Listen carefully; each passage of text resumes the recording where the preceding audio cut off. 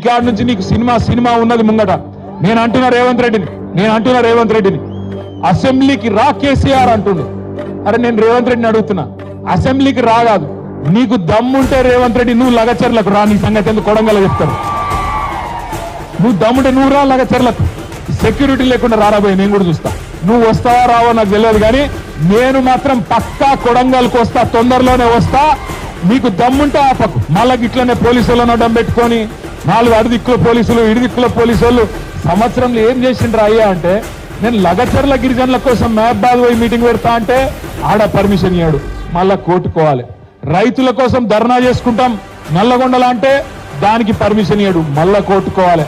ఆఖరికి దాస్యనాయక్ తాండకు వచ్చి అంబేద్కర్ విగ్రహం ఆవిష్కరణ చేసుకుంటామంటే దీనికి కూడా ఇయ్యలే. మహేష్ అన్న పోయి ఆ డిఎస్పీ గారిని అడిగి, అయ్యా డిఎస్పీ గారు నీకు ఏందా బాధ అంటే వాళ్ళకు అనుమానం అట పోలీసులకు. ఏమని వీడికెళ్ళి దాస్యనాయక్ తాండకెళ్ళి దగ్గరుంటది కొడంగల్, ఆయనతో దబ్బుకున్న వీళ్ళందరూ అటుపోతారేమో అని. గట్ల ఎందుకు పోతాం నాకు అర్థం కాదు. బేజాప్తా పోతామా? బాజాప్తా పోతాం, ఖచ్చితంగా కొడంగల్ పోతాం. మీ సంగతి ఏందో చూస్తాం. భయపడి ఎందుకు పోతాం మనం? బాజాప్తా పోదాం, బ్రహ్మాండమైన మీటింగ్ కొడంగల్లో పెడతాం.